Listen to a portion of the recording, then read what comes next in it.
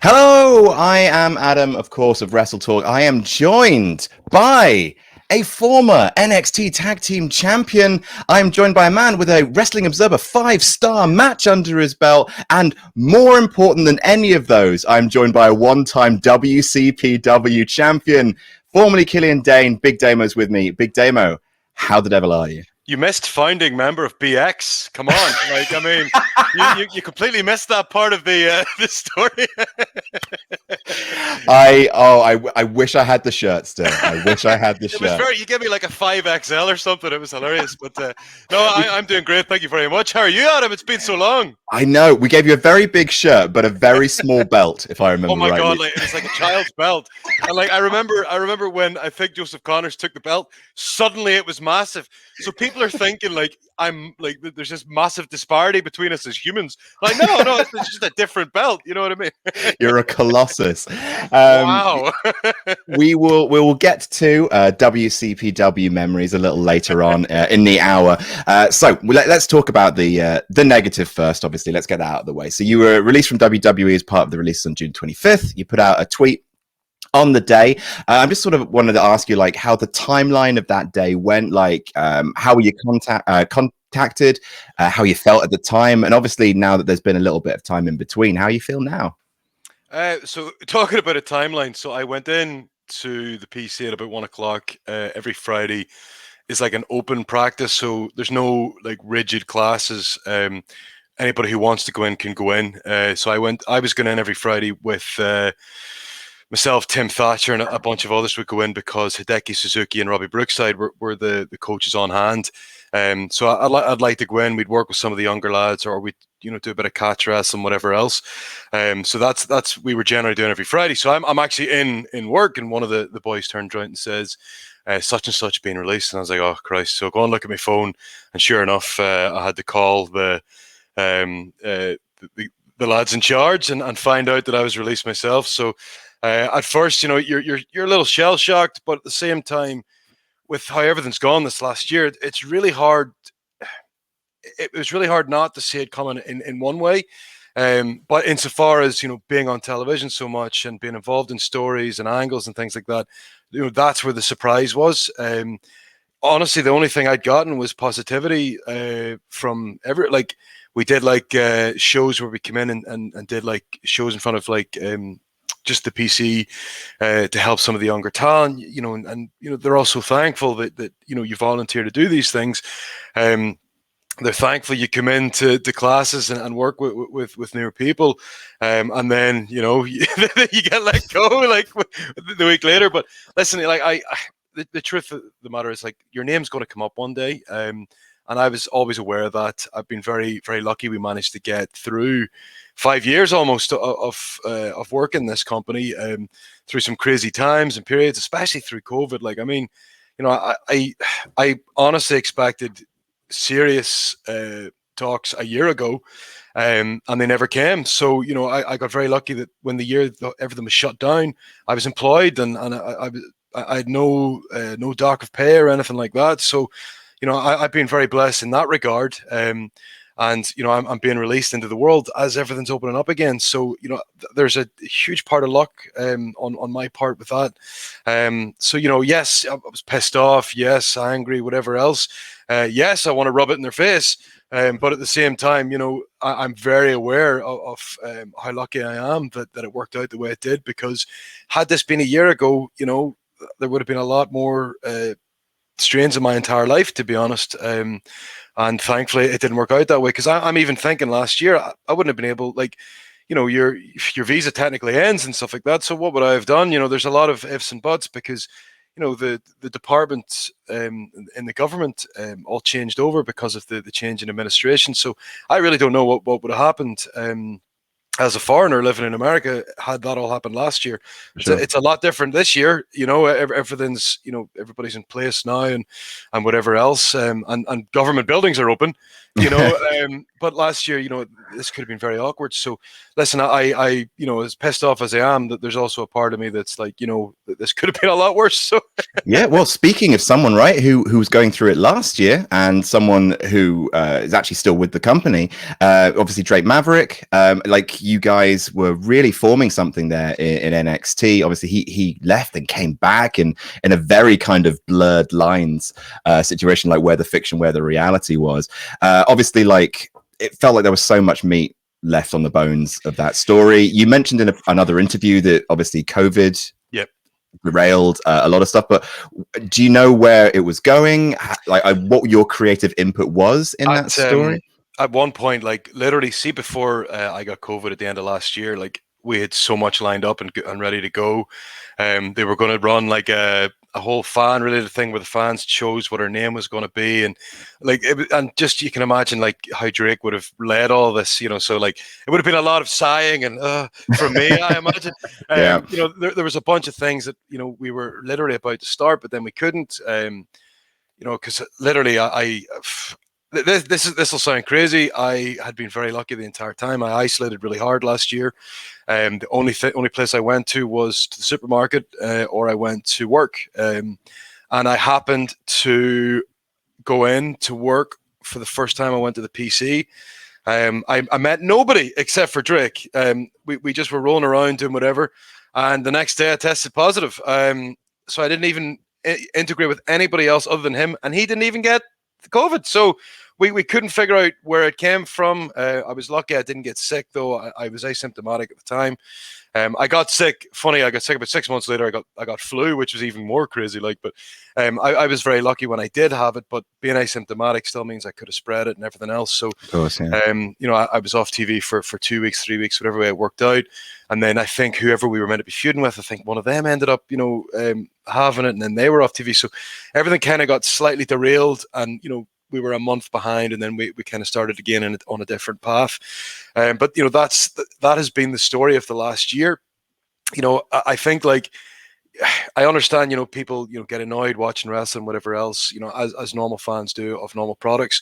But like the constraints this year were crazy. And like I do tip my hat off to everybody who had a good match this year, because there's times where they were wrestling in front of televisions, and they're still having good matches. You know what I mean? And for us, like we had like 30 fans in the building, for a huge period in NXT, and that's great. But it's not 300 people, it's not 3,000 people. It's not 30,000 people. So, it was something, but it wasn't much. And guys, I remember like some of the lads having ladder matches and stuff in front of no people, and you're just like, jeebers, so fair play to everybody this year. And I'm not going to bury the creative team, because they had a very difficult run of this. Every week it was always something else, somebody else, or multiple people. There was a period where a huge bunch who didn't get it, they were just in contact with somebody, so you're automatically having to isolate and things like that. So, and then the international talent who get stuck abroad and blah, blah, blah. So there was all kinds of crazy things that happened this year. And in a perfect world, if we'd have been in front of crowds, I think, people would have really appreciated it, because Drake's an unbelievable babyface. And I think it would have been a lot more fun doing this whole story with, the crowd there to enjoy it properly. As it was, with the 30, 40, 50 people, gave us everything they had, and we really appreciated that as it was. But I think we would have got a fair indication of how people felt about us. We started to notice, they started to really like us. We wrestled like Breezango and MSK, who we just assumed we would play the villain role against them, because I'm technically a villain stuck with a babyface who I hate. But it turned out they were really behind us, and that's all credit to Drake Maverick, because, he's an incredible babyface, and I think like he's almost out of time in a way, because you could have slot him in 10 years ago, 20 years ago, 30 years ago, whereas now people expect their babyfaces to be a little bit grittier and everything else. The fact that he is that little bit cheesy or camp or whatever way you want to put it, I think it kind of sets him apart. And fingers crossed for him going forward. I think he could help anybody and slot in anywhere. He was a great guy to play with and have fun with. all of the stuff you saw on screen were literally us in real life. Because my entire existence around Spud is like, oh Jesus, he won't shut up. And he keeps talking. He's doing, oh my God, what's he saying he's buying this week or whatever? And I'm like, that's literally our actual life. We've hung out a few times recently because England's been playing in the Euro 2020 and stuff like that. Course, I went up to his house a couple of weeks ago and stuff. So coming home, but like, a big win yesterday. So for Drake, it's been very funny because when we do hang out outside of this, it's very similar to what we were doing on screen. So it was very easy to settle into that team. I can tell you that. Who would have thought that pairing you with a much smaller, camper British man would pay off? If only that had been that happened before. If only that had been prototyped somewhere, and you just know there's magic. There's magic to be woven. God, if only someone had seen, that the summer of beauty that was, the summer of BX. Long may it rain. So obviously, speaking of people who are still there, obviously your wife Nikki Cross is there, and in a lot of ways, beginning sort of the first steps of a new journey over there. What's that kind of like? Obviously, you've made your thoughts on her new gimmick clear. I actually side with you. I think the sillier the gimmick and the more earnest the gimmick is. Does anyone remember Damien Sandow's body double gimmick? It's very silly, but when you play it earnestly, you can weave genuine babyface magic. But what's that kind of dynamic like at the moment? Is it kind of like coming home and, hey, how was work? Or do you not want to kind of I'm like, hey Nikki, you're the sugar mama now, so you need to do well here. So no, out of all seriousness, like I'm sure for her, like, it was because she was with us at training when we found out that I was getting the heave-o, and obviously there's a part of her that's utterly gutted because we've done this journey together and we've been very lucky to have been able to do it together, to be honest. But out of all seriousness, the best thing that happened to her was, the split from Sanity worked out great for her because it got her a chance to do her thing and start exploring who she was.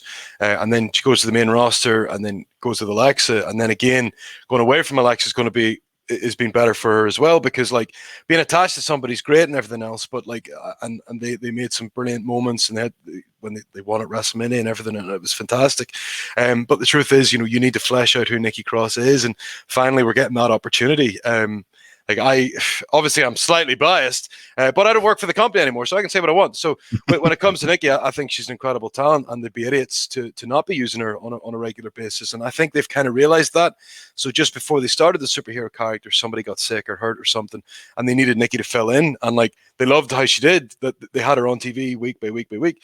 The superhero thing wasn't meant to start this way at all. So they were just like, let's just ride the momentum and go for it. And that's literally what they did. And I'm so glad they did, because sometimes when, the stop-start, it can take so long, and then, people lose interest and whatever else. But, she's getting a chance to talk before every match, which is, her at her best is on a microphone. And obviously there's a slight difference in having to get her diction right on an American product as it would be from back home. It was a lot easier to just be Scottish, so here she has to be a little bit more wary. Like Drew Galloway, has been great for her to give advice on that, because he went through the ringer when it came to his accent, because he's from Ayr, which is a much thicker accent than Nikki's in Glasgow. But Nikki's having now, to work a little bit harder on that, and just so she can be, as presentable as possible for kids all across the world. And I'm very excited going forward. I said this yesterday, actually.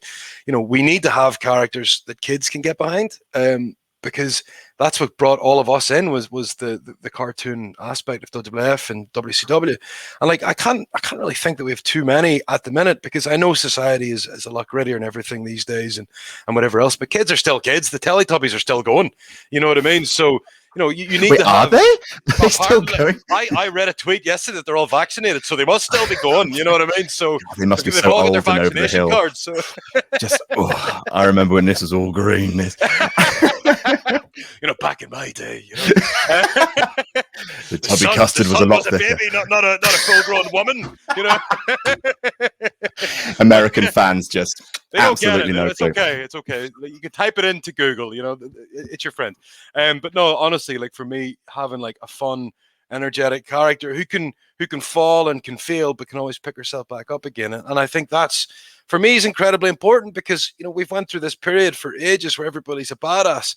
I mean, come on, like, you know, we need to start thinking long term. Because, you know, how many badasses can work? You know, not that many. You can't have that many. But, you know, if we're all badasses, then who loses? You know, so it's great that, you know, she's willing to be, you know, a little bit sillier, dorkier, whatever, you know, word the Americans want to say.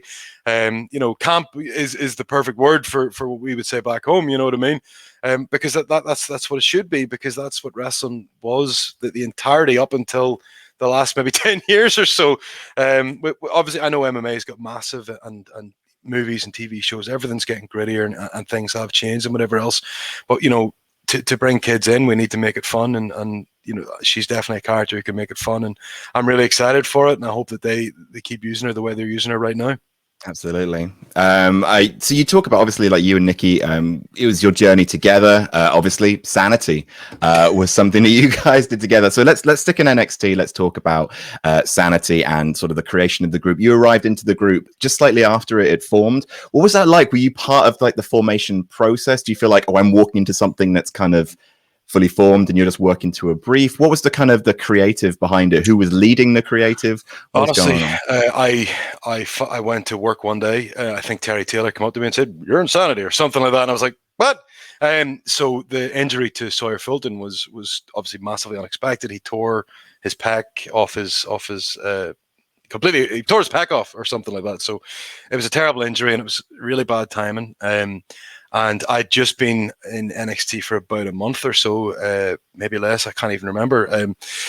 And you know, I wasn't expecting to be used on television until maybe January or something like that. I think this was November.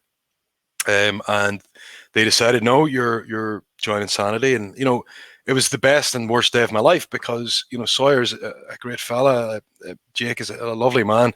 And I genuinely hated that I was replacing him. And, you know, there's a part of you that hates it from a professional point of view because, you know, you're second choice. You're not, you know, it wasn't designed with you in mind and things like that. But there's the other party that's like, you know, grow up. You know, this is what life is. You know, it's everything I ever wanted was to wrestle on WWE television, and that's exactly what I was about to do. So, you know, I was really mixed emotions. I think that was one of the hardest days of my life because I think I went home afterwards like more gutted than anything else because I felt terrible. But you know, it's worked out for Jake, you know, long term, and he's a great talent as it is, and I can only wish him the best. You know, he's done very well to reinvent himself, and I think he'll do more than fine. But you know, for me, it was, you know, I'm working with Eric, who I worked in TNA, and I just immediately jammed with. He was a great lad. I really liked him. Axel, who I'd met not long before he left, he went about a year ahead of Nikki, and you know, I met him a few times at WXW. He gave me great advice for tryouts, so I immediately knew he was a decent fella then. And then, you know, when I heard when Nikki got here a few months before I did, and like he was looking after when they were at the Download Festival, him and Jake were looking after Nikki, and you know, it's just testament to how good people they were. And this is before Sanity was even being talked about as an actual stable. So, when you know, I joined that group and I'm all these people who I really like already, you know, you're just like, it could be a lot worse than this, I can tell you. You know, that was great. Like with as far as the creative process, no, I wasn't involved at all at the beginning because honestly, if they had an idea to put me in there, they never told me. As far as I knew, I was going to be debuting in the UK tournament that was coming in the January, February. That was what I knew how I was going to be starting. There might have been something else like thrown around, but you know, I wasn't really privy to it. All I knew was, yeah, I'll be representing Northern Ireland in the UK tournament. And then, you know, I joined Sanity instead, and like the idea of then going to represent Northern Ireland while also being crazy, you know, in America, it didn't really pay off. But I was gutted because I was like, oh, I'll happily do both, you know. But you know, it didn't really work out. I'll win the UK championship. That's fine. Yeah. I'll do that. You know, you want to pay me double? Sweet, I'll do double. But you know, honestly, the way it worked out was great because I never really done much tag teaming. So myself and Wolf started teaming. Then I'd be doing 6-man tags with Eric as well. So that was a lot of fun. Like, because I love watching tag team wrestling. I just never really tagged for years. I was in a tag team with Scotty Rennick years before that, but like I hadn't tagged for years, like at least 4 years or something. I'd only done like the occasional one-off or whatever else. I'd been like almost exclusively a singles wrestler, so it was great to get in and try something new. And then like the stuff you can create in tag wrestling and 6-man tag wrestling, and then all the multi-man matches we did, were almost unlimited concepts and ideas we could have. And a lot of the guys we were working were incredible at that point. So, Sanity ended up being so much fun for all of us. Like for us to be under EY's wing, who so many years on television, was brilliant, because for the three of us, with limited TV, little bits here and there, obviously, we'd all done a little bit, but like EY's extensive television experience just meant he was able to guide us where we needed it. And it was almost flawless for us. And you talk about as well, like gimmicks where they are high concept, but you like stick with them and you commit to them full throat, and it kind of like you people really respond to that. Like talk about Sanity starting off as heels, but because you kind of commit to this high concept, you became the baby faces, which is was that in any way like the plan for you guys to emerge as these kind of almost underdog baby face against Authors of Pain? No, or the truth was, I think they were trying to push Authors of Pain as the baby faces, to be honest. Really? Oh, wow. We were kind of surprised of, because we'd noticed that we were starting to get more and more following and stuff like that on the house shows and whatever else. But I think they maybe had an idea, well, why don't we try Authors of Pain? They can go and be these two badass LOD style wrestlers, and which they were. They were both huge boys who could potentially do whatever. But like leading up to that match, us versus them, it was really noticeable. And like we did like these tapings leading up to the match with AOP, and the crowds totally behind us, and we knew then, we were going to be the baby faces. Like, but at one point, they were definitely going to be the babies, and I think that was the concept going into War Games, where we would have been maybe the tweeners and they would have been the faces with Roddy. But it didn't really work out that way. For whatever, just as you say, it was quite organic. Like, it's a big production entrance. The guys like Axel and Nikki committed so much to the psychotic part. It was a lot easier for me. They wanted me to be stoic. I was like, sweet, no problem. I will stand here and do it. And then EY, with the raspy voice, like really, like he was trying to replicate a little bit of. I don't know if you remember Iron Man 3, the Mandarin. Oh yeah, had these really cool promos before he was exposed as being Trevor Slattery or whatever. But he was just edging on that kind of style. I love that, because it just really played into the mastermind of these crazy people, these angry people. And but I think the main two, Wolf and Nikki, like I think they really sold the gimmick, because they were they really lost themselves in the act. And if you'd seen Wolf before this, that was not who he was as a wrestler at all. He's a very serious wrestler. He's this incredible catch wrestler that with all this ability, and suddenly he's going nuts. He's like mosh pit fighting himself, and then Nikki just really took it to the next level, and like good for her, because Nikki was always like this garbage heel on the independents leading up to this, whether she's in Japan or America at Shimmer, or she was in Britain, all across Europe. She was the larger than life Nikki Storm, this awful person. Like, I used to be cringing so much when I'm watching her, because I'm like, oh, you're terrible, you are, and that's the funniest thing. Then she goes in, she's playing a completely different role in Sanity, and I've mad respect for the two of them, because they were sweating buckets every night, because they were putting a serious shift in, and that was just for the entrance. Whereas I just need to go blah blah blah, and EY is like bah, bah, bah, bah, bah, bah, bah. It's pretty much the entire time. Like, I don't think he was saying any words, but it looked like he was saying stuff to the camera, but like honestly, like it was a brilliant experience for all of us, and I think their commitment was what really took us over the line, and the crowd really responded. And I think it helped that we were all foreign in a way as well, because EY was Canadian, Wolf's German, Nikki Scottish, and I'm Irish. So like maybe for people who were a little bit alternative, with different backgrounds and stuff like that, they could resonate a little bit with us. I mean, Wolf was the first German on WWE television, so that was pretty momentous in itself. And we never really celebrated it. It was one of those crazy things that we didn't really make a big deal of because we weren't really meant to be nationalistic in any, specific way. You know what I mean? You do feel it though. It gives that kind of just not that like slight outcast vibe to it. Yes, absolutely. We were following one of the things. I noticed a few years before that was, everybody was wearing like the trunks and boots across the board, and then the Shield and the Wyatt family came in at the same time. All 6 of them weren't wearing wrestling gear at all, and that like kind of set the precedent a little bit, and you could start experiment a little. And for us that was great. I was wearing this mad leather beat up kilt and stuff like that. Wolf's wearing this bizarre costume and stuff like that, and like Nikki's completely changed her gear. She's wearing like a corset, weirdest things that you can think of. And we tried to make it work, and even all the jackets, we got them made by. The jackets were all made by a tattoo artist in Seattle or something. It was really like we tried to keep everything away from basic wrestling. Like the girl who made my kilts was based in Finland. She'd worked on like movies and stuff like that, or TV shows. Now it's funny now, like she works for she does stuff for Natalia and for the Viking Raiders and stuff like that. So it's very cool the way it worked out. But at the time, she was completely new. I found her on Etsy or something like that, and it was really cool because like it just made us just that little bit different to everybody else around us. And it was a lot of fun to do. And like the response we got from fans and stuff was really cool because, we're in the bubble. So we don't really realize, the importance of maybe like what we're trying to do. Like Nikki even she was making her hair wet before going out, and there's been no real female who'd ever done that before because she wore no makeup and just splashed water in her hair, which was very rare for female wrestlers, and especially in this company, in the WWE. I say that too fast. WWE,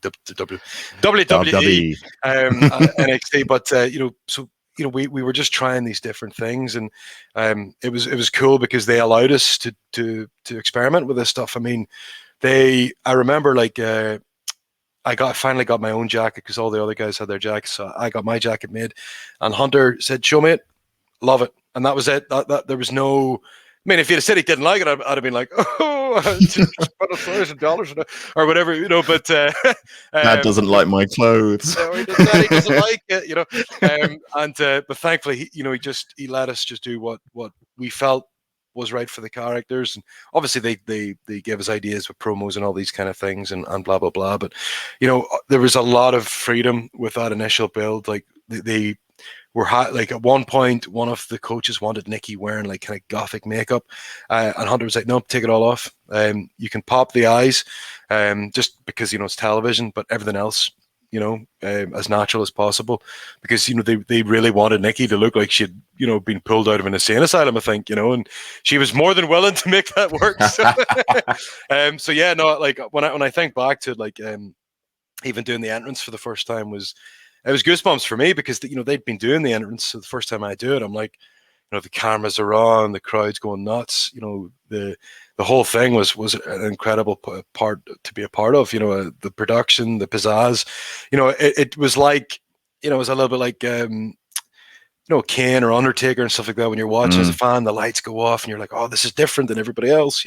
So it was really cool for us. The lights go off, the search lights go across, the helicopter noises, and it was all very different, and like it was really cool to be part of.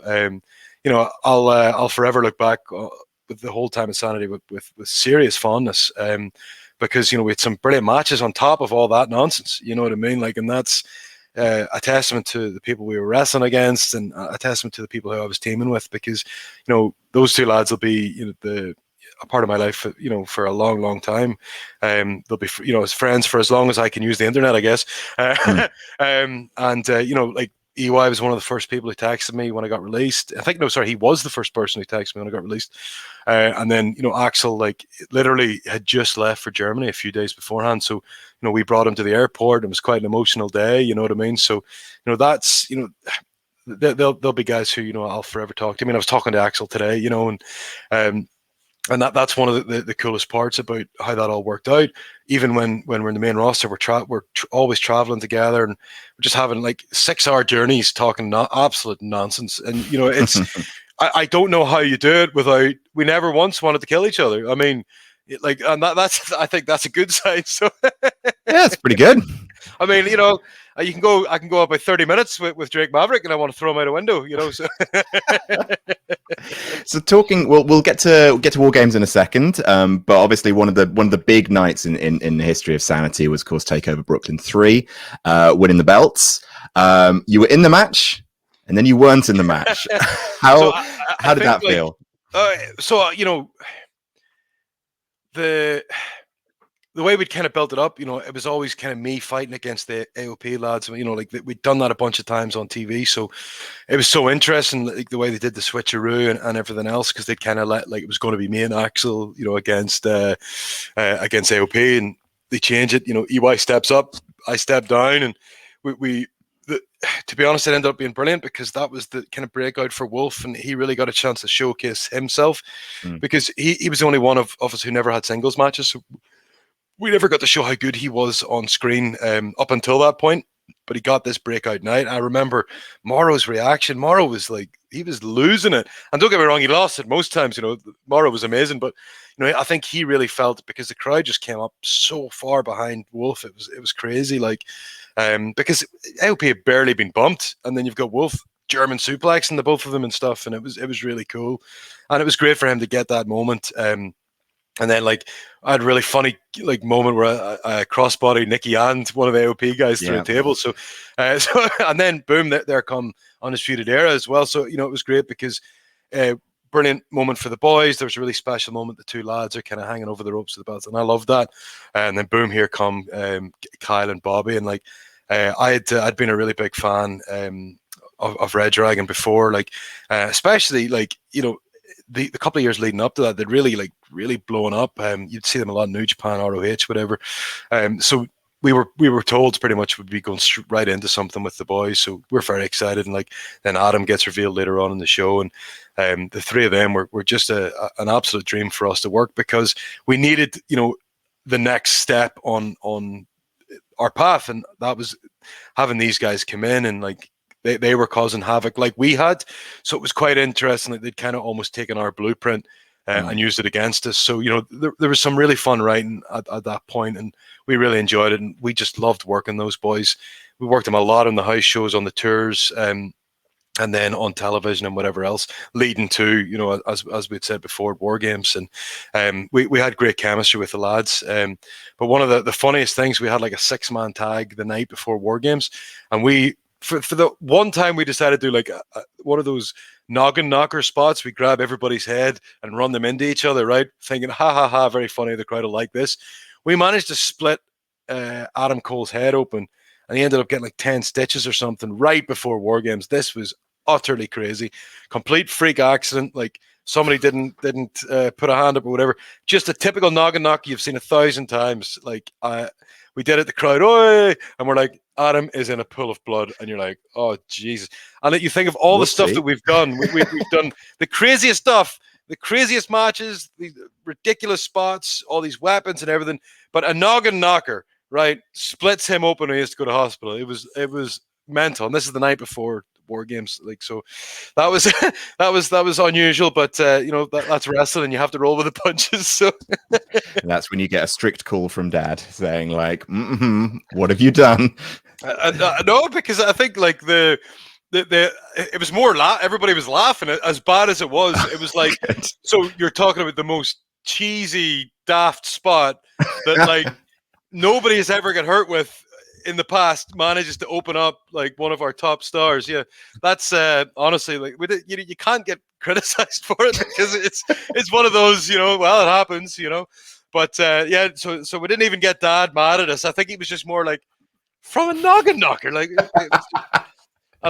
so somebody's got this razor sharp head that's obviously hit Adam and split him 10 stitch wise, but the pointiest head in pro wrestling. I'm looking at Bobby Fish. I'm thinking that there's something about that head, So stiff head, So we'll talk war games. Obviously, in the first war games under the WWE banner, comes with a huge legacy. Comes with like years and years and years of expectation of it being this very, very brutal thing. Obviously, WWE's has got a slightly different blueprint. No roof, a bit more kind of weaponry involved. So what was it going into like the creative of the match? Just talking like what history do we have to pay homage to? Do we want to make it our own thing? Did you feel the kind of weight of history on you guys? Absolutely, because like we were aware that okay, this is the first time it's been done in a long time. Obviously, other companies, smaller companies, whatever, had maybe tried it, but this is the first time in like, you know, in WWF or WWE, sorry, since then it was like, so there was like a big expectation. I mean, they brought like Dustin and stuff like that in on the day to like, his dad made this, so there was and other people come in and everything else. So there was like this little bit of us that that added expectation, as we would say, and for us as performers, like I'd wrestled by this point. We'd all wrestled each other in a variety of ways, so we knew everybody's stuff. But like everybody, we still wanted to try and find moments for everybody that we could like make everybody look as good as possible. AOP were still very new to the business, so they're not really willing to pipe up just yet and give ideas. So and I have a lot of respect for everybody in that match, that everybody came up with something for AOP to shine in. Like I think Roddy wanted to be launched into the boys and stuff. It was a really cool way to introduce them. And well, like obviously we found out how the rules were going to be, how they wanted to set everything up. Like it was going to be three people in at once, and then people come in one by one, blah blah blah. So it was pretty cool how they kind of set it up. And then like with even the introduction of weapons and stuff like that, I think like we were unsure if we were going to do something like that. And I can't even remember how it came about, whose decision it was. Like I know Wolf comes out with the nightstick. It was really cool because like we hadn't really seen something like that in a while, and he has it concealed in his jacket. So no, he pulls it out. He's beating people up with it. And it's like I thought it was really funny because he was like the Maverick character. Like you weren't really sure. He was like the Joker of the group in a way. You weren't sure what he had planned next. So he was coming up with all these really silly ideas, and this was one of them. He runs into the nightstick, he's beating people up, like, and then I come in, bring in the tables and stuff like that. And I think that was pretty cool because like the crowd just decided that they wanted tables, and I was like, well, thanks for that, because that's what we had planned next. So I ended up looking like a genius. You know what I mean? I was like, oh wow, you want to? I'll bring in tables then. I care about the fans. I listen to the people. Yeah, I was listening. But no, it was brilliant. Like because going the weapon route kind of saved. Because when it comes to blood and things like that, like it just wasn't an option. Like guys get split open and we had to cover that up, you know what I mean, and stuff like that. Like which is one of the parts of just the company at the time. They were very, very anti-blood. So we try to cover that by going with the weaponry and the other spots and whatever else. But no, putting that together was it was a lot easier than it could have been, because everybody in that match really wanted to everybody else to look good. Sorry, and that was the most important part.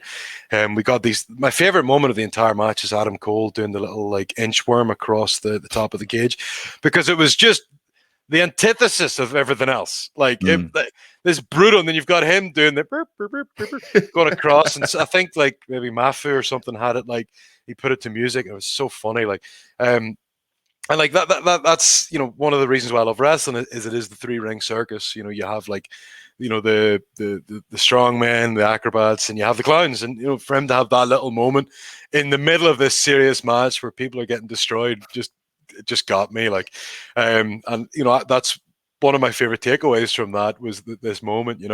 But yeah, no, we did our very best to make AOP look like the killers they are. Undisputed Era look as brutal as they could be, because they were they were kind of like these MMA badasses, but now they've got weapons and they're fighting whatever. And yet Kyle still, you know, he does this really cool thing. He's got a chain and he's wrapping it around like Axel's arm or something. And then a minute later, he's like smashing himself in the head with a chair. So, you know, we tried to have some cool moments in there that would keep everybody interested and whatever else. But the live crowd that night were just brilliant. And they were, I think they were just excited as we were. And we did our best to try and use both rings, because these are things when anytime we plan something, we're like, well, we need to make sure we're using both rings, and because it's very easy to get stuck in one ring because that's what you've done your entire career in, one ring. So you're having to make sure to try and use both and do different things in both and whatever else. So, and I know that all the guys who came after us and AEW as well with Blood and Guts and whatever else, like, you know, you have to be really wary that you know, you've got a whole like new battleground to play in. So and fair play to everybody who's followed us, because, you know, I'm not going to lie, we did a really good job in our opinion. But, you know, we did it as best we could and we had a lot of fun. So for the ones who've managed to better us, we're very impressed. Like, there's been some brilliant matches, like some of the ideas and concepts that have come out after us. You know, you can only take off your hat, you know, wave at them. Good for you. I'm terribly gutted that you did such a good job. But, you know, like, honestly, like, even when the women started doing theirs as well, like some of the stuff they did last year was brilliant. Like, you know, you know, like it's crazy. It's now become a part of the yearly calendar. But yeah, we were honored to be a part of the first one, and we were glad to get the feedback we got. Everybody was so happy with us afterwards. We're all utterly destroyed after. I remember I was sitting in catering and like just my ring gear going, oh my God, I can't move. I was like begging for somebody to bring me like a bun or something, or a cake, you know, feed me. But no, it was awesome. It was a great experience. And like, you know, we all got to put in things that we haven't had a chance to do on television. Like EY did this, I think it was maybe the first time he'd done the elbow drop or something on WWE, and then subsequently he did it because it was something he did a lot on TNA and whatever else. So he was able to bring it in, and just little things like that we were able to put more and more in and stuff. So yeah, no, we loved the whole experience of it, and it's nobody can take that away from us. You know what I mean? Like, it was one of the cool things. Somebody shared it like a year ago or something, and I watched it. The whole time I'm watching it going, Jesus, that was sore. Oh, that was sore. I can remember every bump and every So, I mean, like, you emerged from that match kind of almost as like a breakout star, because like, one of the things that I obviously knew about you is, you know, you're a big guy, but you can fly. Everyone, you know, the Van Daminator is one of the most wonderful spots that you don't see enough of these days. One of the worst ones for my body. That's the way. We appreciate it. It hurts me terribly. But like, so you're out there, and like, I think War Games was one of the first times where people really got to see you kind of just doing this kind of jaw-dropping stuff, and you got a huge response, like audience very, very high. But like, was that a struggle going into WWE? Obviously, WWE have they're a bit more famous for like, you're a big guy, don't come off the top rope. You do these moves because this is your skill set, because that's the kind of silhouette you fit. In NXT, is that a bit more relaxed, especially these days? Like, right now it's very relaxed, but when I first started, it was the opposite. And like, they not necessarily right at the top, but it took Shawn Michaels becoming more involved in the, you know, when he started taking classes and working with us, and he started watching all of our indie stuff, which is one of the weirdest that, you know, I send him indie matches and he's like, this is awesome, why aren't you doing this? And I'm like, well, they want me to be a stoic heel, so I can't really come off the top rope very often, you know, or dive and stuff, you know. So like, then suddenly when we started becoming tweeners and then into faces, I was allowed to dive. I was allowed to do more. Like, it's not that they were specifically against me doing these things, but it was like, you know, if I'm diving and I'm doing cool stuff off the top rope, then what is the babyface going to do to make that better? You know, and so at first, you know, I fully understood why they wanted me to be, you know, a bit more plodding and a bit more like generic big guy. But as we became the tweeners, then the babies, you know, the gloves came off and I was able to start putting more stuff in. And it was good because, you know, I started coming up against, you know, the AOP and the Lars and stuff like that, who are, you know, big as me, if not bigger. So, you know, the character then has to start thinking of ways to to beat these people or hurt these people. And against Lars, we had a four-way dance where I managed to like do this big mad dash off the stage through a table, and then I did the dive on him and stuff like that. So I was able to showcase a little bit there. Like that's one of the matches that I really enjoyed. Actually, it was a fatal four-way, the two of us with Johnny and Aleister Black, and it was one of the ones that like I completely forgot about until the other day. Somebody was telling me, like, sent me the link, and I was like, oh yeah, that was fun. And like that came almost off the back of War Games, as you were saying. Like I did have a little bit of a breakout, but like at the time it was, I can't even remember who the champion was or whatever. Maybe it was Andrade or whatever. It just wasn't my time to go and be it like the top guy or whatever else. So I was kind of unfortunate timing wise, but I had so much fun throughout that whole run. And then I ended up, I was meant to go into a feud. No, that's what it was. I was meant to go into a feud with Lars in leading up for the Royal Rumble show, but that got whatever. I can't even remember why, but it ended up getting moved to 3 months later. So I was kind of in limbo a little bit for a bit. And then we went back to finish the feud with Undisputed Era. So, that 6 month period was incredible.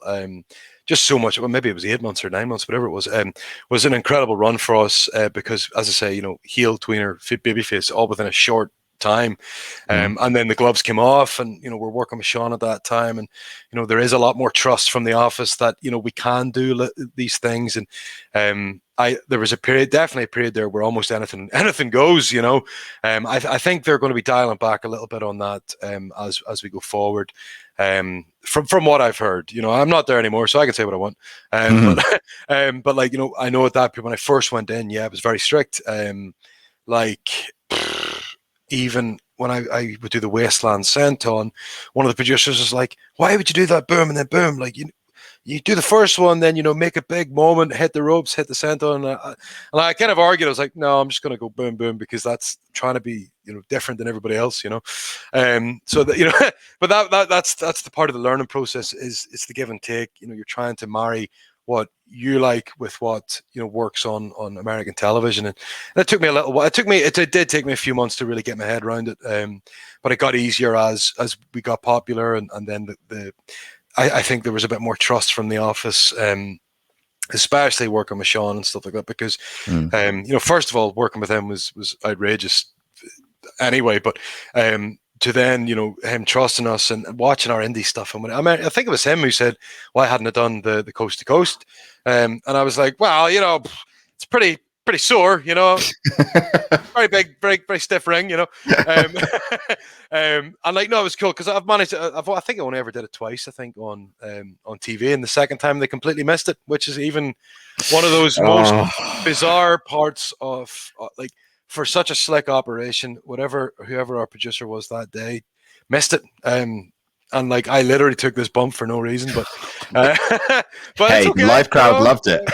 I don't even think they got a replay of it, from what I remember. Really? The only evidence I have of it was a fan who was in the building, took a photo of it, and I was like, or a video of it. That's the only evidence I have that it actually happened, Yeah. But like for everything else, generally they're so slick and they capture everything. So like I can't really give anybody any heat to that. But sure, that makes sense. The first time doing it, in the middle of War Games, all eyes were on me and the crowd went nuts. And Kyle was being very friendly. He was trying to edge towards me. I was like, right, I can get there. You can move back, But fair play. Kyle's I'm a huge fan of Kyle O'Reilly. He's an incredible wrestler. Oh yeah. But he was being very friendly to me there. But I think I hit him so hard that he got nailed into the corner. I was like, well, that's what I was trying to say to you. I can't make it. I can't make it. I remember one of the first times I ever did it was to Joe Hendry. And it was in a really small ring. It was like 15-foot ring or whatever. And I fucking launched him out of the ring because I was like, oh, Jesus Christ. And I get on great with Joe. Of course, Joe, yeah. Great lad. But I launched him out of the ring. I had to go out and get him. I was like, oh, Jesus. So that was a very small ring. But then you're in WWE. It's a 20-foot ring. It's a much bigger distance.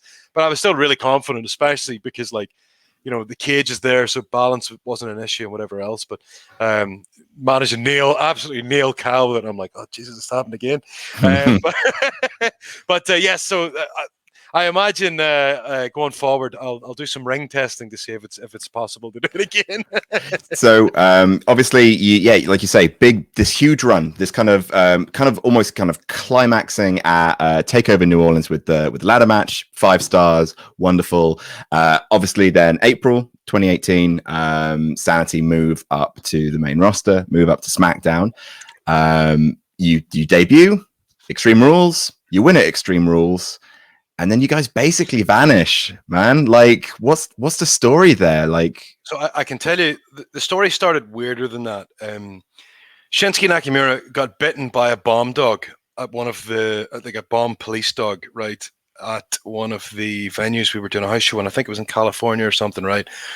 Crazy freak accident. Like, what? Never in your life would you expect something like that to happen. He was meant to go against Jeff Hardy on SmackDown. So everybody's in a panic because Shinsuke's been bitten by the police dog, right? Has to go to hospital, whatever else. It's the most bizarre thing that happened, right? I think it became a big issue and stuff. I don't remember the full ins and outs, but it meant then that they need to do something with Jeff Hardy. Somebody said, oh, let's put Eric Young in there. Jeff Hardy can't lose. So Sanity's first appearance was a loss. And that in fact, it was, oh my God, I've got even further than that, right? The week we were meant to debut, we're all ready to go. There is this mad match. Like, I think it was New Day and Miz and all these people are in it. And we're ready to debut right at the end of the show. Would have been like a cool, they're here kind of thing. And right as we're about to debut, they run out of time. So we're literally standing in Gorilla, all in gear, ready to go. They've done the walkthrough in this. Like, we did this in practice, but it was live television, and Michael Hayes just said, guys, it's live television, this happens, we overran, whatever.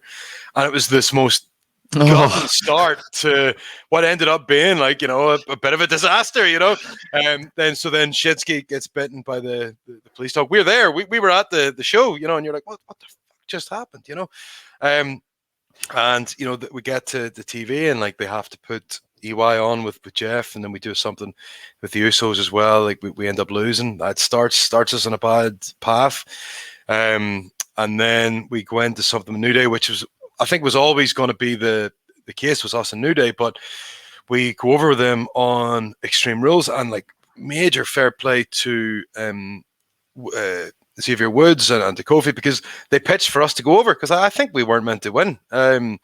So I think like the New Day were just so hot, they were unsure if they even wanted New Day to be losing, and so I think the boys really made a play and tried to get it that we would go over, and then next thing after that, I think literally 2 weeks after that, we lose to New Day and it was done. And like, honestly, timing is everything. You can get really lucky and you can get really unlucky. We then came back, we did a thing, there was Daniel Bryan and Kane and stuff like that, and then I think we were gone again for a good while, but popped up again at Christmas, did a couple of shows over the Christmas period, and then the next time we came back, we were 3-on-1 against the Miz. So so there was some other I've missed a few things here and there, but like, generally, like, we just kind of came in at the worst possible time. Bludgeon Brothers were on top. They were heels, we were heels, so they were never going to do something with us and them. New Day, the Usos, they brought, I think Sheamus and Cesaro came in as well. They went through a period where they were off TV for like 13 weeks or something. Sheamus and Cesaro, it was crazy, so there was just so many guys who just couldn't get, TV time at the time, and for whatever reason, and I couldn't even tell you what the ins and outs were. And we went through like something, it must have been 11 weeks or something, where we didn't do something at all, I think. And we were doing the dark matches before the shows, and we were getting great feedback. Like that's one of the hardest parts of it was, they were really happy with us, and you're like, well, okay, prove it then, But like, timing is everything, and it just wasn't on our side. And like, you heard how it started, the 2 weeks. The first week didn't happen because of time restraints. Second week, the bomb dog bites Shinsuke Nakamura, and you're just like, what the fuck? This is just a comedy of errors. But yeah, we had a great time otherwise. Like, and I got to travel the road with 2 lads who I had the time of my life with, and like, we got to the point where we used to get like a minivan right? Instead of a car, right? So we get a minivan, so there's loads of room. People would start joining us, like Dillinger came with us for a while, and Aiden English came with us, and then there was a night Aiden English and Nikki were with us, and then we met Tommy Dreamer, and we were all in this mad Airbnb. And I can't. There's days I wonder how do I end up in these situations, but I honestly had some fantastic nights with the boys, and like the house shows were incredible. Like we had some of the most fun of our lives on house shows, because it'd be the three of us against the Usos, a New Day, like a 3-corner thing. Somebody would join the Usos, and like we'd just have we'd be tearing the roof off the place because they're so good, and we just get in there and be the villains. But we're able to add things in here and there that just really suited us, and like we had a lot of fun with the live crowds, and like those are the parts of wrestling that we genuinely love, because that's the real wrestling aspect of it. What you see in television is, that's the TV show, that's the product, that's the that's the script. But the house shows is where is our real living. That's what we're all really in this for, if that makes sense, because of course, the interaction with the crowd and everything else, whereas we can't always interact with the crowd on television. It's a very different style. So listen, like there was a lot of ups and downs, but I'll always look back on the entire thing fondly, because I was hanging out with some brilliant people. I got to wrestle some legends and future legends, and we got to work with producers such as Finlay and all these things. So my first time properly spent time with Finlay was he was producing one of our things on television, and for me as a kid growing up in Northern Ireland, he was pretty much my hero from about 12 years old. So there was just so many positives to it as well. So worst comes to worst, I can always have those good memories. So yeah, of course. You talk about sort of like obviously being in NXT and Hunter being very involved in kind of your presentation and stuff. What is the relationship sort of with, obviously these NXT guys get brought up? Does Hunter like stay kind of protective of you guys, or does he sort of have to release you to other creative, and he doesn't get to, because I can't imagine having that much kind of like, oh, I want you to look like this, I want you to look like this, and then sort of seeing you debut and lose, just like. So we were unlucky because Hunter was helping negotiate the deals with Fox and USA, so he wasn't there. So because he was needed to be doing all the other stuff, so he wasn't at TV for months that we just started. So I think that was maybe maybe a factor that didn't really help us, because we did the debut. And I'm wearing the big fancy blue kilt that I'd bought. Like we've done that as like a way to try and all be color coordinated, because we were always kind of mismatch of colors. We've finally all bought gear that's just a bit closer. But like they absolutely hated my blue kilt. And I'm like, oh crap, right? Because I've spent thousands upon thousands of dollars on all these kilts, right? And I'm like, that's kind of the gig I'm going for, kind of the look, And I have to very quickly try and come up with something.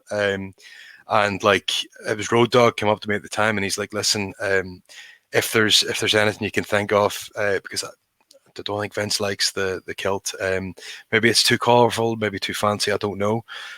So if you can think of something. So I went to the drawing board trying to think of things, and like I went for like I bought a couple of singlets, and they were okay, but like I had more singlets in absolutely years, and I didn't want to go into trunks because I didn't want it to be too I wanted to be different than what I was doing, because if it was trunks it would have looked pretty similar to what I was already doing. But so I went with the singlet, hated the singlet, it was so uncomfortable. I mean, it was fine, and it was good quality. It was done by a girl back in Glasgow, and she did a good job and stuff like that. But I did not enjoy it, because I hadn't worn singlets since maybe 2012 or something. So, but eventually I settled. Like I started wearing trunks. I've really got a pair of trunks I really liked, and by the time I started wearing the trunks, we were kind of on the way out. So, like image wise, I was just a bit unlucky because they didn't. I wish I just wore one of my dirty black ones, or the grey and black one that I had, or whatever else, and maybe debuted that way, because it would have looked grittier and like uglier. I think I went too pretty too early, and that's the problem. I was just too handsome at the time. Story of your life, Damo. Too pretty, too early. But where'd you go from there? That's just the way it is. But listen, for everything else, like they were they were pretty okay. Like, they weren't too hands-on about the image otherwise, like, but we almost wish they would have been, and then we would have known, like, if there's anything we could have changed and tweaked and twisted. But Sure. you know, listen, like, one of the main problems I think was just, I imagine if the Bludgeon Brothers weren't on top, it might have been different. You know, if New Day or Usos were on top right at the start, then that's immediately a different scenario. But like, one of the creative team came up and said, we've kind of booked ourselves into a corner with the situation with the Bludgeon Brothers, and like that was obvious because it played out, you know, pretty the way it played out after, you know. So like, you know, that's wrestling, though, and you know, you have to roll with it. And like, as I say, you know, it didn't work out perfectly, but you know, we had a good time where we could. So So you returned to NXT, your idea, or were you kind of told this is a situation? And also, just to kind of follow up on that question, what is this sort of etiquette with that? Because you hear of people pitching to return to NXT. Like, is that a genuine thing? Like locker rooms, like, is that a kind of like, oh, I kind of wish I was still there because then I could work in this environment? Obviously, I'm not. Yeah, what's the situation? No, that's interesting. I think every scenario is different, because I'm sure there's a bunch of people who asked and didn't. I went to Hunter in maybe the January, because we definitely were off TV at that point, I think. And I just said, listen, I don't want to collect a paycheck. I want to work. I want to be. If you've anything on NXT UK, if you've anything on NXT, then please consider me. And I genuinely thought he blew me off. Because, you know, he was like, yeah, sure, you know, we'll see what happens. You know, I'll find out from them what they want to do with you guys and blah, blah, blah. You know, I genuinely kind of thought nothing more of it. Then, you know, fast forward 3 months later, it's like the week of Mania, I think it is. Maybe it's maybe the SmackDown after Mania or something like that. And they said, right, here's what's happening. You're going back to NXT. Wolf, you're going back to NXT UK. Eric, you're going to go to Raw. You know, we're splitting you up. And like, I think we were all gutted to get split up, but at the same time, we knew it wasn't working, so it was probably for the best. Me personally, you know, I was excited to go back to NXT. I'd happily stayed. You know what I mean? Like that's the thing. But like, I was young enough. My ego was still large enough that I wanted to be working. And like, you know, Hunter said to me, and I respect that. He said, like, I know you're not one of the guys who wants to just collect a paycheck. I know you want to do something. You want to work. You want to be a part of this. And I was like, yeah, absolutely. Like, at that point, I was 33, I think, or you know, something like that. And I'm like, and maybe even I think it was 33. And I'm like, I'm feeling great. You know, I'm ready to go. I just want to get going. And like, I was, you know, very grateful to be brought back. And like, literally within, I think that the day after, I think I texted Matt Bloom at NXT, and I just said, like, can I meet you on Monday? And then I went in and I said, listen, I want you to put me in Shawn Michaels' class so I can start talking to him and start getting this right for the re-debut. And over the next couple of months, that's exactly what we did. I'm working with his class. At the time, it was like Priest, Dijak, Riddle, Keith Lee, a couple of others, and a great bunch of lads who I knew most of them from before anyway, from the Indies or from you know, maybe I'd worked them or whatever. So it was a great bunch, and we had that you're put into the feud then with Riddle, and that was awesome. Like, I didn't realize how good Riddle was until I wrestled him. And as soon as I wrestled him, I was like, this guy is incredible. Like, I think I'd seen some of his matches thinking, yeah, he's pretty good. Yeah. But then when I was in there with him, I was like, this guy is something else. Like, he's really special. And like, I had so much fun wrestling with him, and then the stuff with Pete and Priest, and like, there was a bunch of other stuff then we were doing on the we call it the coconut loop here in Orlando, you know, so me wrestling some of the younger lads here, and you know, I had so much fun, like, and then like going into different classes here. Eventually, like, I got into Finley's class, and that was incredible for me because, as I said to you earlier, like, working with him was great. Now I'm learning from him, and that was just something else. So like, you know, I made sure to try and make this NXT run really work for me long term.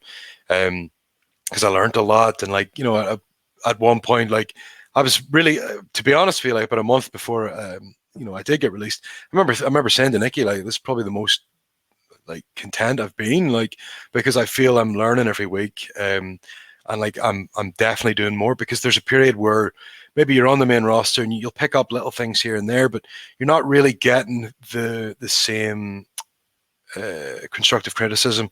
Whereas here, there's more time to get, that constructive criticism, and people can break it down to you, because the likes of Regal and Finlay and Shawn Michaels and whatever else, they have that time for you, whereas you don't necessarily have that time on the main roster.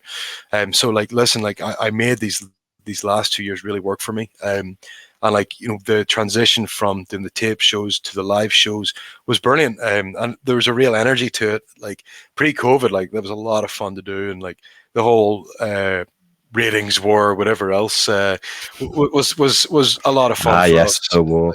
I was going to ask you, like, was it like, because obviously, like, war is something that we cooked up in order to make our headlines a little more interesting. What was the kind of prevailing attitudes backstage with that stuff? Well, like, so all of us are like friends with most of the guys on the roster, so it's like, a lot of those guys we've known forever, and whatever, we've wrestled or we've been on shows with.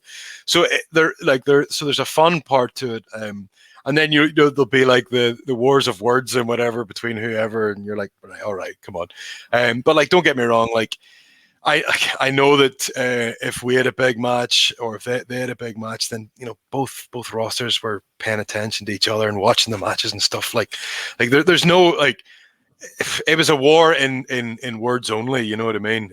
Because like a lot of the boys on the NXT roster, very friendly with the lads across there, and like, and we respect so many of the lads who are there, and like I don't mind saying it, like it was I think it was a war for the television product, for the people who are worried about ratings and all those things only, because for us, was there incentive? Absolutely. We wanted to have as killer match as we could. We wanted to do the coolest stuff that we could, wanted to be as exciting as we could. So all that is definitely true. But like, insofar as like, were we like, if we met them at an airport, would we try and fight them? No, absolutely not. We'd be drinking with them, and that's who I am anyway, but and like that's one of the funniest parts of it. Like, I think like maybe people tried to drum up like drama and all that kind of stuff. Oh, yeah.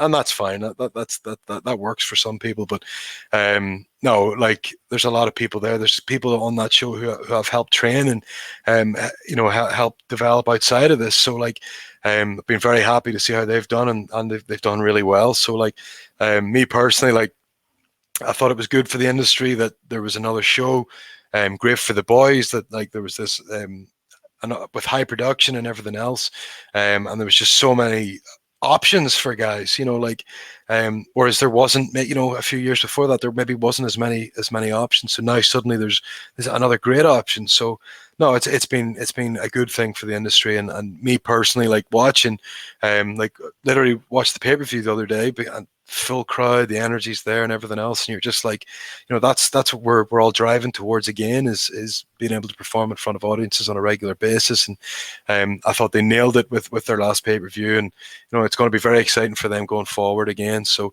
I'm sure the being split apart from the ratings war will probably be a benefit for both companies going forward. For sure. Obviously, like, so your tweet ends, see you in 90 days. I'm not going to ask you where you're going, because I know you can't tell me. But I am interested in, because I watched another interview you did where you mentioned a bucket list. You mentioned going to Japan. I just wondered, like, just throw some names at me, like who else is on your bucket list, both abroad and domestic? So I've got better at this. I've written down a list, so I'm going to do my best to actually use a part of this, because I went into one of my first interviews completely blind, right? So I've got a list. I'm not gonna Cody Rhodes it. His was very dramatic and very special. So me personally, top of my list is Tomohiro Ishii. I wrestled him in Rev Pro. I think it was 2015, and it was one of the best experiences of my career so far, and I'd love to go back with the experience that I've got under my belt now to wrestle him again, because I think we could do something magical.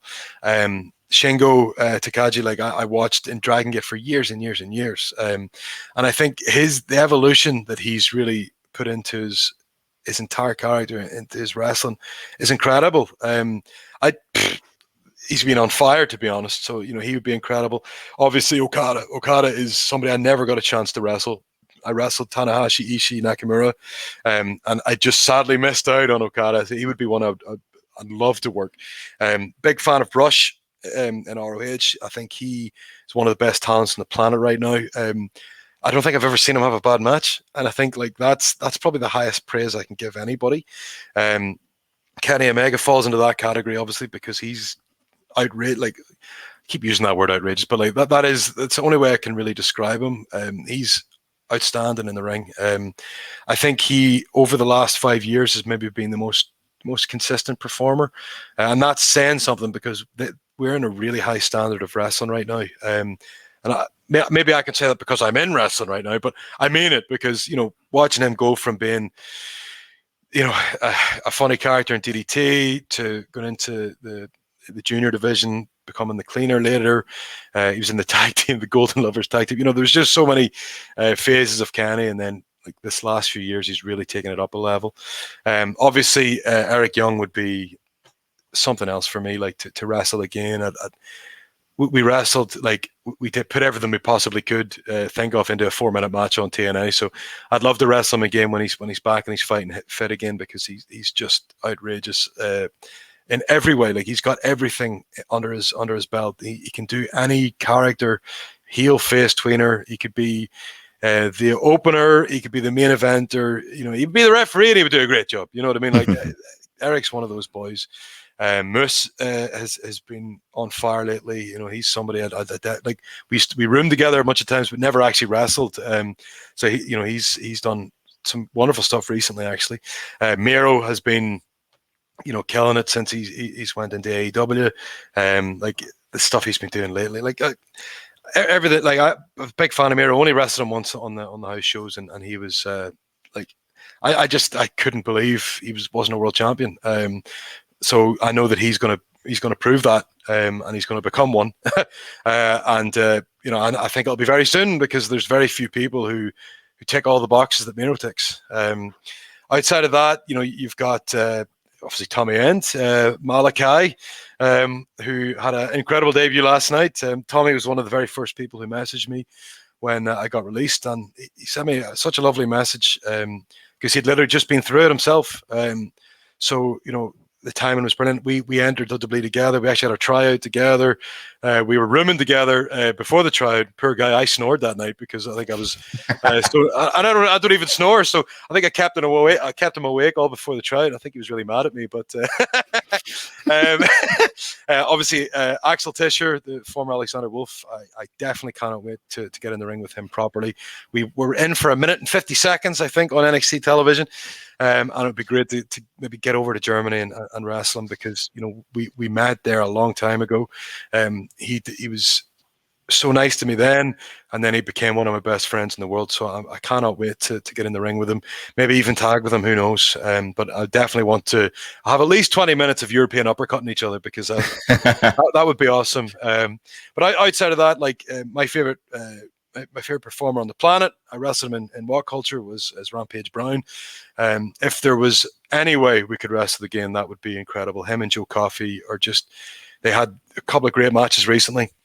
They're two of my favorite opponents of all time, and I would definitely love to get in there with them. But like outside of that, there's just so many other lads across like so many companies who have been absolutely killing it. Like that Darby Allin fella has done stuff that it blew me away. Like throwing himself down the stairs and oh my god. Oh god, so, yeah.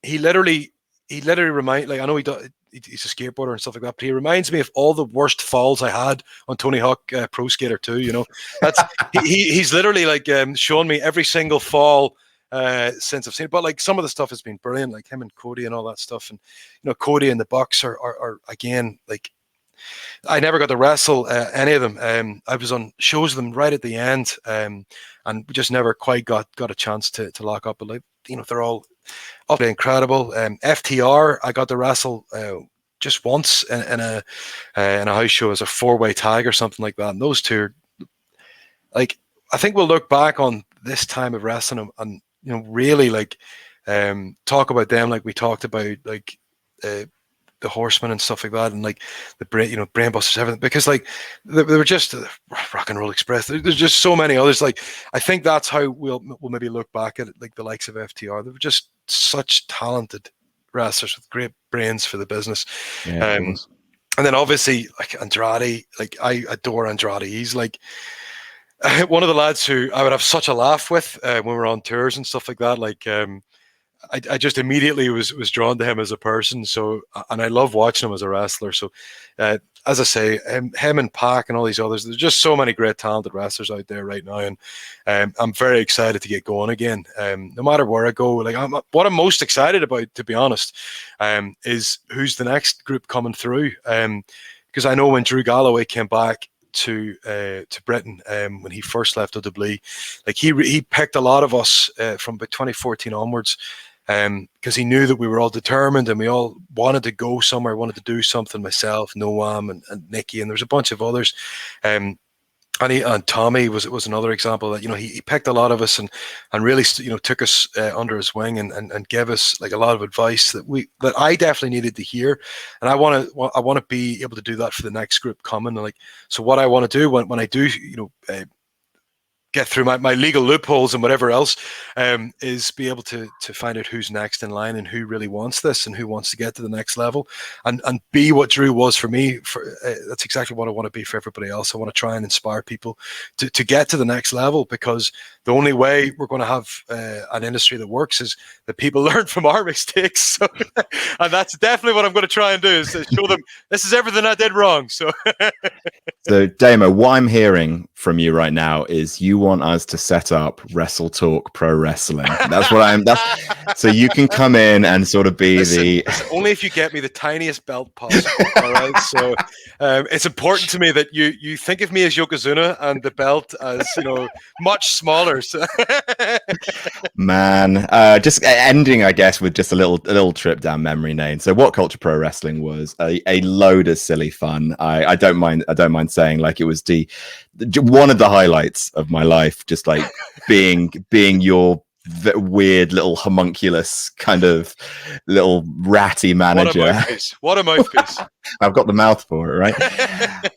One of the kind of the memories I have from it was it was you versus Alberto El Patron at the time, and I remember like all I knew was I'm gonna get up at the end of the match. I'm gonna get up on the apron and take an enziguri. That's which I sold beautifully, by the way. No, I did. But I remember during the match, and I've never forgiven you for it, Damo.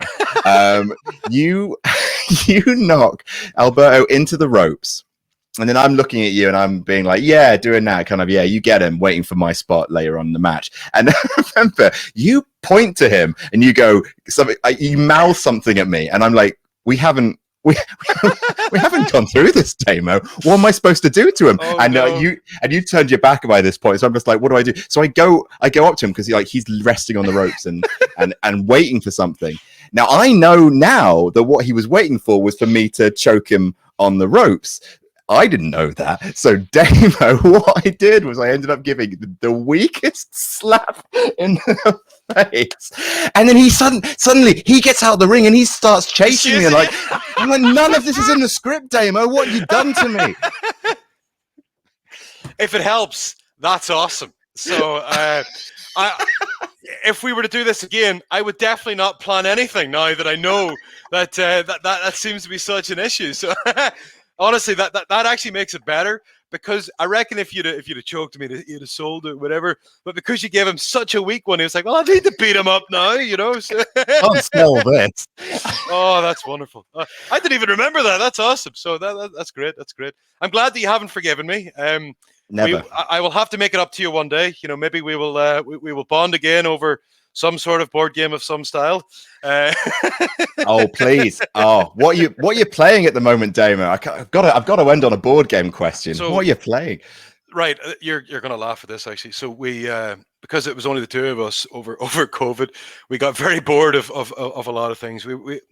I think one of the Treehouse games we had was one that we were playing for ages. Then we got bored of that. Monopoly Deal became massive actually for us because we were able to fly through that. And like, she would play me until she beat me, so it happened quite a lot.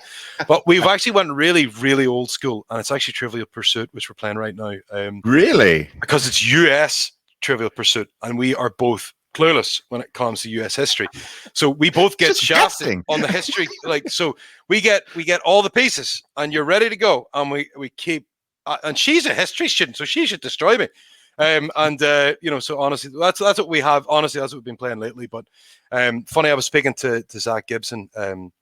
His collection's insane. He's a collector, and we were talking about Ticket to Ride the other day, so we might try that soon. So it's one of my favorite games.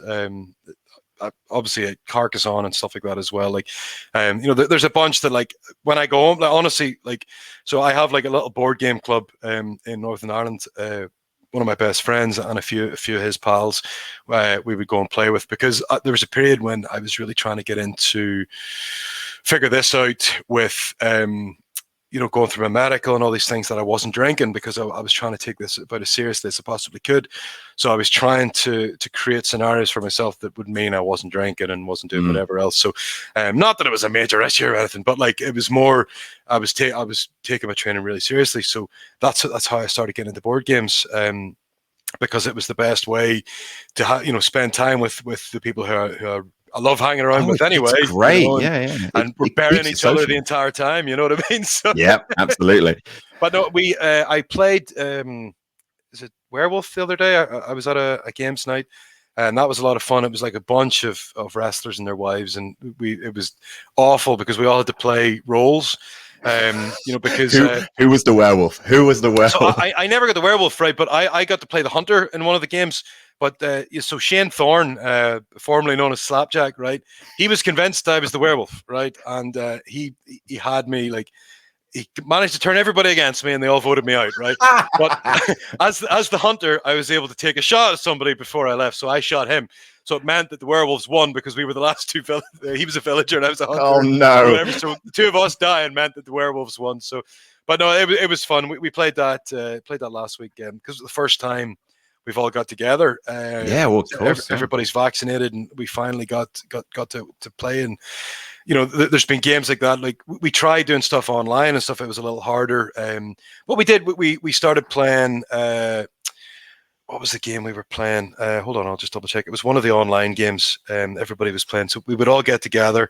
Was it Among Us? Among Us, and there was another one as well. And like, it was a way to try and make up for the fact that we weren't all getting together and doing games nights and stuff like that. Like, because, like, you really miss one of the weirdest parts of the last couple of years is you really miss the interaction and the nonsense of hanging around with people and whatever else. So Among Us was a good way because we're all lying to each other and stuff like that, and it was fun.